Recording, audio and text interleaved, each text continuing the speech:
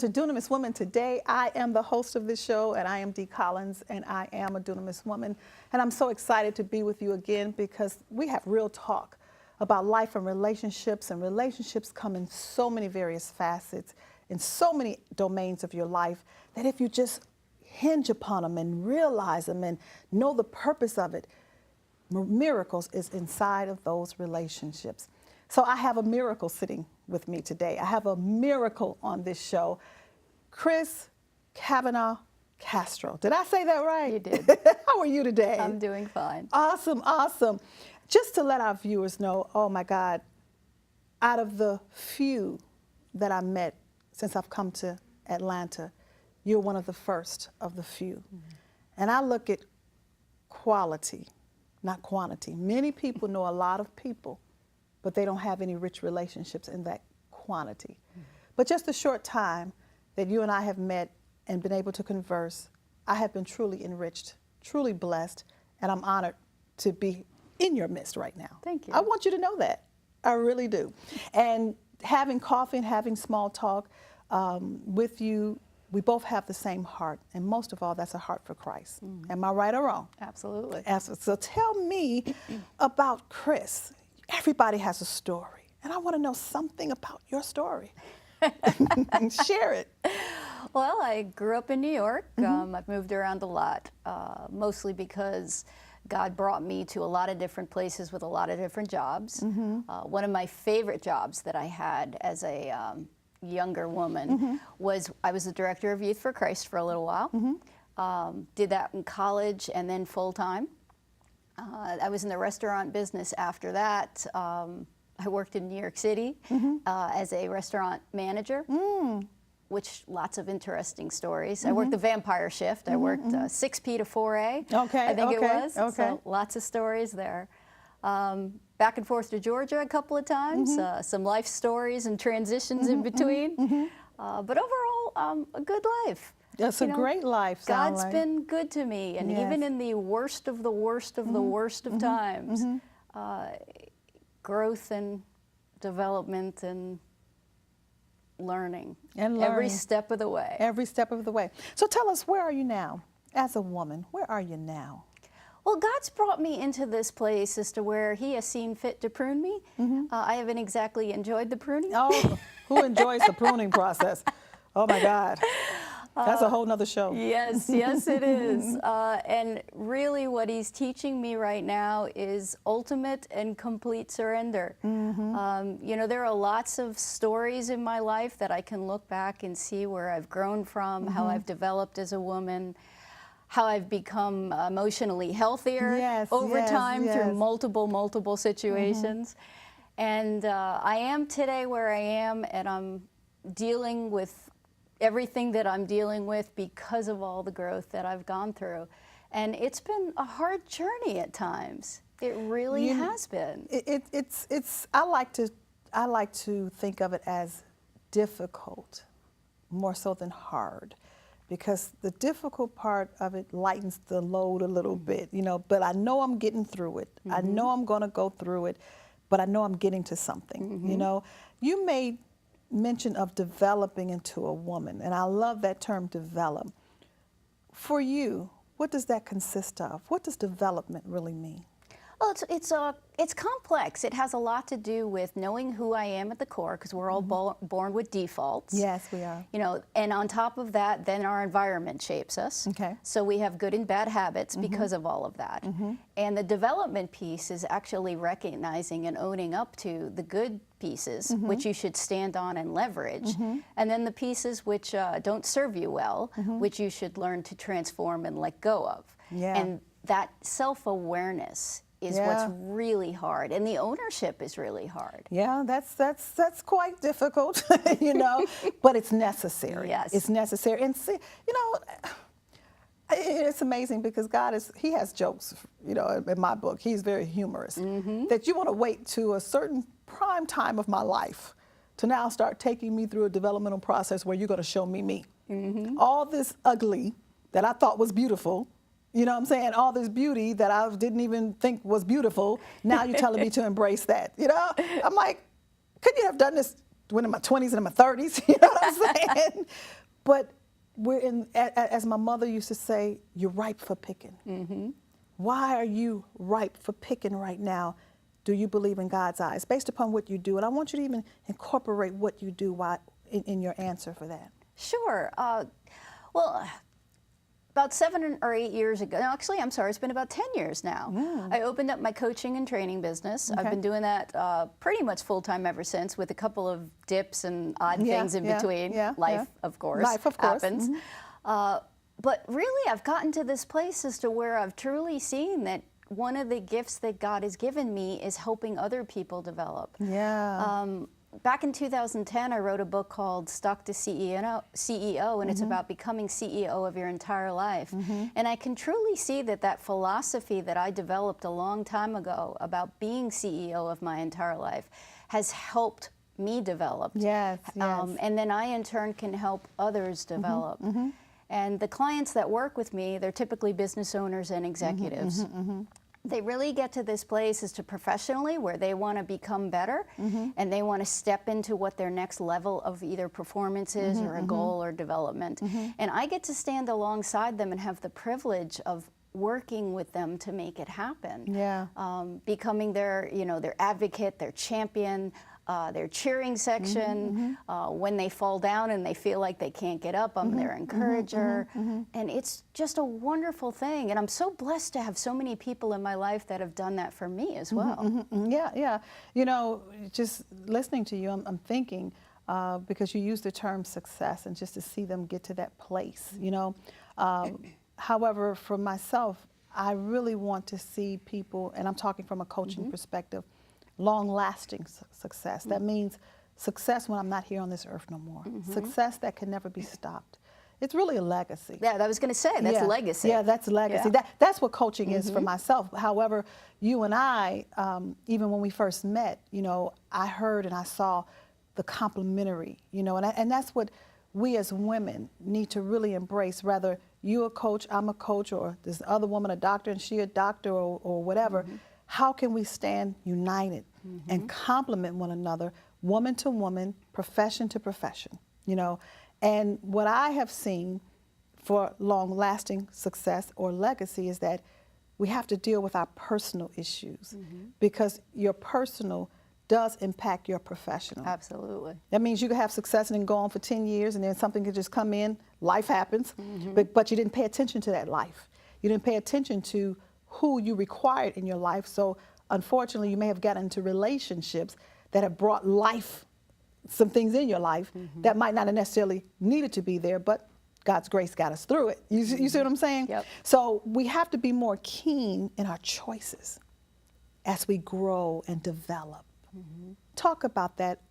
Do you agree, disagree, or what? No, I absolutely do agree. I think it's so important about choices. I mean, I can look back at my life and I can see myself at different crossroads and different choices that I made. And, one of the things that I've learned is you can't regret anything. I mean, you might regret some of the things that you did that harmed other people, but in truth, everything that you've done, everything that I've done has led me to who I am today. And yes, I can look back and go, oh, I wish I had done that differently. I wish I hadn't, chosen that. I wish I hadn't.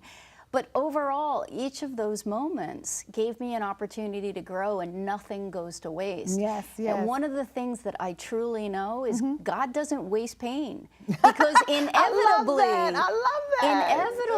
what God has shown me is the pain that I go through at any point in my life, even if it's broken me and I'm curled up in a ball and I am just broken, that pain becomes somebody else's saving grace later, because then you can stand alongside them and go, oh honey, I've been there, come here. And you know what, that helps when you are in touch with your own pain, now you're using it for your power, which is dunamis, but now it gives you patience with your clients, and it gives you empathy, and it gives you a greater understanding. And where they have been weakened, now I become their strength. Not for them to just lay on me, but for me to say, you can do this, And then also it gives the power of transparency in some cases to say, as a woman, I had to experience that. You know, oftentimes we look from a leadership perspective, or we look from where people are, and we fail to realize they had to go through something to get there. And just That's true. because you're there, that don't mean they really recognize and embrace their pain. That's right. And the best leaders are the ones who are Yes. transparent. Yes. They're humble. They have a sense of humor about life. Yeah, When life yeah. knocks them down, Yes. they don't pretend. They don't pretend. They say, yeah, I'm having a hard time. Yeah. And one of the things that I think I've always, that other people have appreciated about me, my close circle of friends and the people professionally who I'm with, is that when I'm having a bad day or a hard time or hard circumstances, I can say, yep, having a bad day. Yeah, It might yeah. take me a minute to, you know, to do what I need to do. I'm having a bad day today. And not always putting on this mask. We as women have a tendency to do this. You know, I'm good.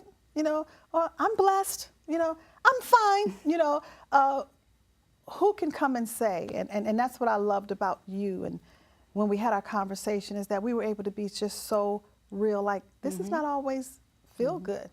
You know, but we got to do it. Yeah. You know, And there's a time and a place for, yeah. I would say, I don't want to call it pretending. I guess I would call it being professional. Yeah, Like, almost definitely. You know, saying, yep, I'm okay, everything's fine, because you're either not with the right person, there's no reason There's for no me to- reason for it. Yes, yes. You just have to be fine. You have to be Even if fine. you're not, you have to be. And that's okay. Yeah. But you know when to be it, Right. why you're being it, Right. where and with whom That's you correct. being that. And that takes wisdom. That takes a great level of discernment and being secure within yourself. Absolutely. Hey, everybody can't see your wounds. You know, everybody don't need to see your wounds because they don't know how to handle it. But we're going to take a break. I am Dee Collins, and I'm going to come back with Chris because we're going to go more into what it is to be a real, genuine woman. I am Dee Collins, and I'll be right back.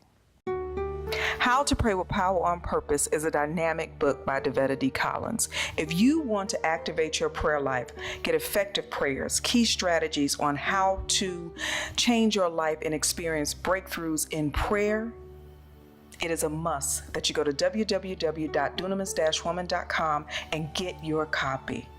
Don't hesitate. Learn how to pray effectively and with power. Are there certain things you do in life to stay healthy, such as exercise and eating right? What will bring you total prosperity and a peace of mind? The secret, emotional healing, healthy emotions. That's why the Emotional Healing and Empowerment Clinic is an intimate setting designed for men and women to be educated and empowered from a historical and spiritual perspective. Dig deep in your faith to experience healing and the power of God. Join us at the Apex Museum, 135 Auburn Avenue in Atlanta, Georgia. It's time for miracles in your life and relationships. Join us. Well, welcome back to Dunamis Woman Today, and I am your host, Dee Collins, and we have been having some very enriched conversations, just what it is to just be with a genuine woman and understanding our self-awareness, understanding who we are, and going through our developmental process. But I do want you to get a copy of that book, How to Pray with Power on Purpose, and I definitely admonish you to join me at the Apex Museum because I will be there beginning September 24th of this glorious year, 2017. Well, Chris, God is doing some amazing things, isn't he? And you know what? One lady that I met, you know, she said she has her mantra that she lives by, but it's so apropos for now. She said, God has a plan. And guess what? I am a part of it. God has a plan, and you are a part of it. I am a part of it, and that's how we got here together, because we're part of his plan. Before we go into any more, let's go to our Dear Dee, Sure. because we definitely want to meet the needs of the people who watch us, follow us on social media. What you got there for me? It says, my boyfriend and I are drifting apart. Oh, Lord. I am ambitious, but he does not have the same drives, dreams, and ambitions. I love him, but I don't want to be stuck trying to make it work. Wow. You know, the key the key term that stood out in that, and I know this may blow someone's mind, is my boyfriend. My boyfriend. You know, I do a teaching of how we address one another, girlfriend, boyfriend, because in my ears, that sounds so belittling, you know. But how we see people is how they're going to be. You know, you have the power, you have the strength, and most men, particularly wherever they are in their developmental process, might not have the same ambition, might not have the same drive that you have. And you have to accept that. But I want you to shift your paradigm a little bit, and I want you to start seeing that boyfriend as a male and a man who's constantly developing. But outside of that, I want you to develop. Continue to develop to be the woman that you are, and let your ambition and let your drive be focused on what God has given you for your purpose and your destiny. In other words, blatantly, take your mind off the man and put more of the energy in you. Sometimes we carry men in our minds, Chris, because we're in a relationship with them emotionally, and we do feel stuck because they're not going, not only as quick as we're going, but they're not going in the direction that we're going. And I don't think that that always has to be. I don't think that they always have to go, I have to go in that direction. God has a purpose and a plan for my life. God has a purpose and a plan for everyone's life, including a man. And sometimes we try to make them be, particularly as women, what we want them to be. And that does not work. Can you relate to anything that I'm saying? Absolutely. Share a little bit about that from your perspective.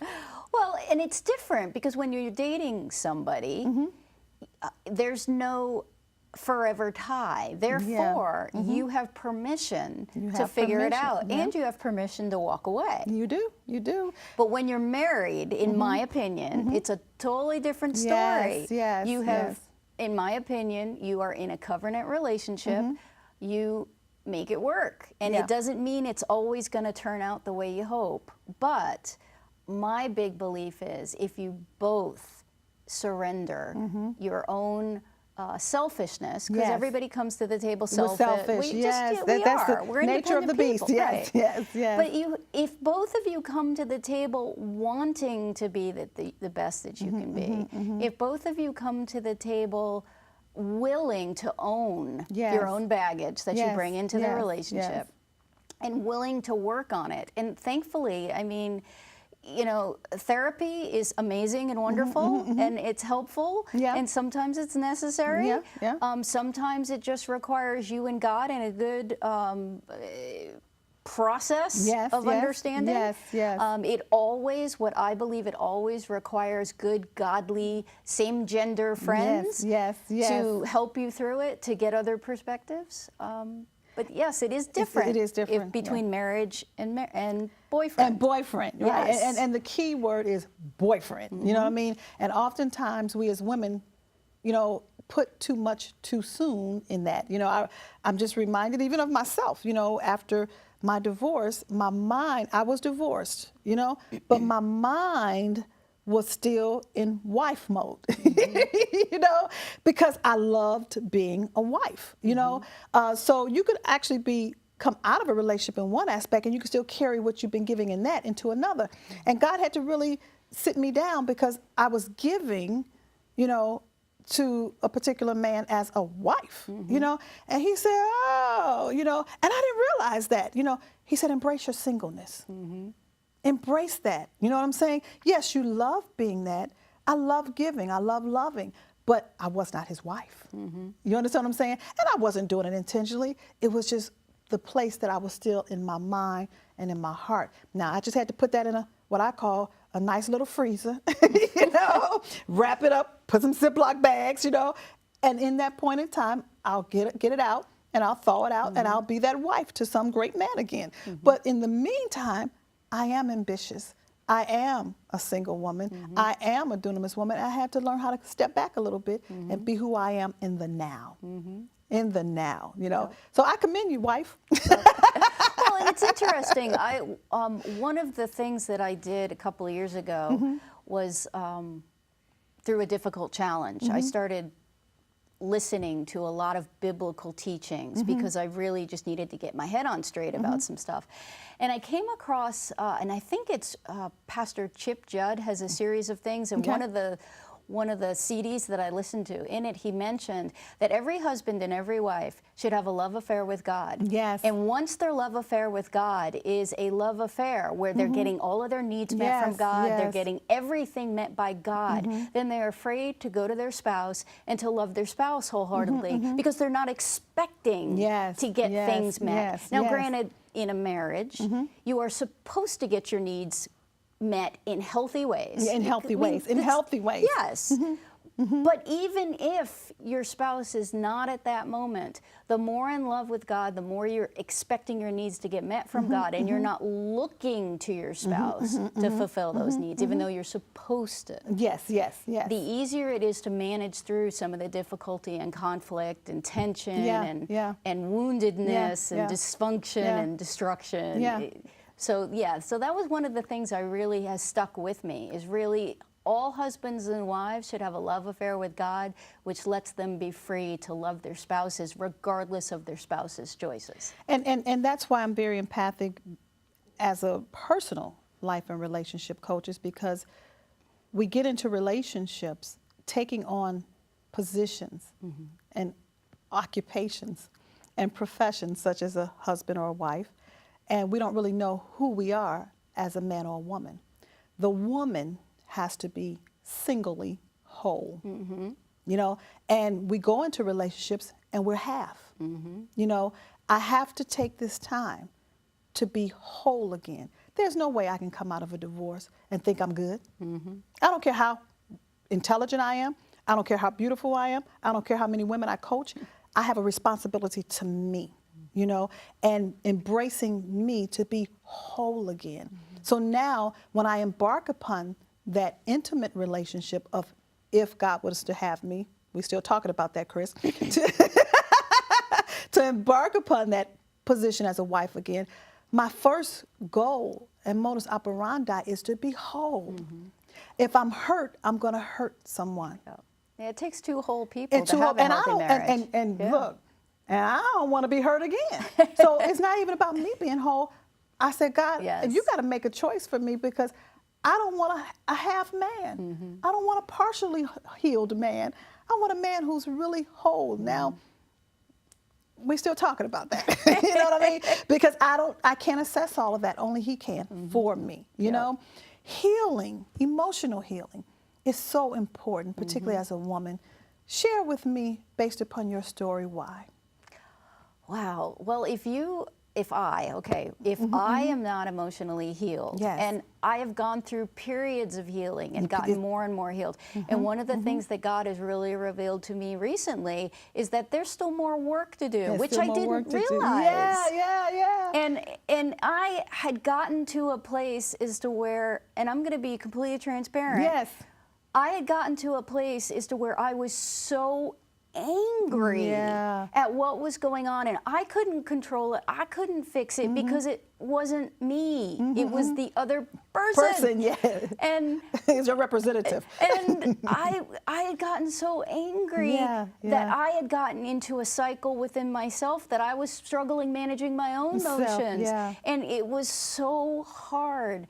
And I actually, on the advice of one of my good godly women friends who recognized, as I did, that my anger was starting to get a little difficult, that I should really start addressing that. And I had addressed it in the past multiple times. And I had gotten to a point as I was great, but there was like more roots there. There's more roots that there. I didn't get, right? So I went out of my way and started attending, and are you familiar with Celebrate Recovery? No. Celebrate Recovery is a Christian 12-step program similar to AA. You told me about that. You told me about that. But it's a program based on the 12 steps, based on the Beatitudes, and you walk in the door with your hurts, hang-ups, and habits. That's what they call it. You know, there's only 1 in 3 people are actually there for addiction, but it's hurts, hang-ups, and habits. Whatever your challenge or issue is, you walk in and you go through this amazing developmental growth program with God using the 12 steps and the Beatitudes as a foundation, and you work on your stuff. So what made you, Chris, come to the awareness that you needed that? Well, when I started to recognize that who I was years ago had kind of disappeared because of the anger that I was holding in me. And you was holding the anger against someone else. Yes, I was. And expecting something from them. Yes. Okay, that you needed to do for? Well, no, I was justified in my anger. Okay. And I was angry that I couldn't fix it because I couldn't. You couldn't. It wasn't dependent on me. There was nothing that I could do to fix what I was angry about. But that old person that had disappeared typically she would fix it. Yes. Okay, And okay, that was okay. one of the the That was the surrender part, the piece. In surrender fact, piece. one of the first steps in the 12-step program is surrendering. I am Surrendering. powerless. Yeah, I'm powerless. Yeah, yeah. And so I started attending Celebrate Recovery in April this past year to deal with my stuff. Oh, okay. And I've got my 4-month chip, working on my 5-month chip. And I have to tell you, since I started, a lot of development and growth has happened. God has been pruning, and it's been that's amazing. That pruning it's been process, amazing. you know. Well, let me say this as we close. I celebrate you. Thank you. I celebrate the woman who recognized the need to take care of herself, love herself, and as the scriptures say, heal thyself. Yep. And we have to take some steps. Although you went somewhere that someone could assist you in that, but you still made that decision.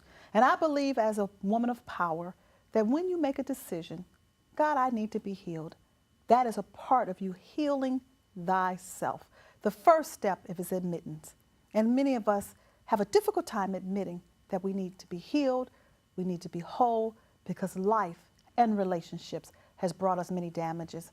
But it's in those damaged places is where your power is. Well, thank you for tuning in. I am Dee Collins, and I am a Dunamis woman. And hit us up on Facebook, social media, all that stuff. And we look forward to speaking with you. I look forward to speaking with you and meeting you real soon. Chris, thank you so very much. Thank you. It's been a great one. Thank you. I do celebrate you. Thanks. I am Devetta D. Collins. I am a life and relationship expert, power coach, spiritual leader, and advisor. And I have been doing this since 2002. I decided to be a relationship expert, particularly because I had had many broken relationships. They have broken my heart, impacted my life. I have become a power coach because I understand that your pain is your power. Spiritual leader and advisor, we all are spiritual beings, and to enlighten people to the truth of who they are is phenomenal. I love it when their eyes are enlightened and they understand who they are versus what they do. People have a serious fear of breaking through barriers in order for their dreams to become a reality. They have conformed to who they think they are as opposed to being who they were created to be. And that fear stifles them. So engaging with them and just building up their confidence, letting them know it's okay, you know, providing a safe place in their heart and in their mind by me engaging with them, that's what I love to do. You only have one you, and when that's done, it's done. But to bring life to people, turning their fear into faith, that whatever you believe, you can accomplish it. Whatever you want to do, you can do it. Eliminate excuses, break through those barriers, and you will see your dream become a reality.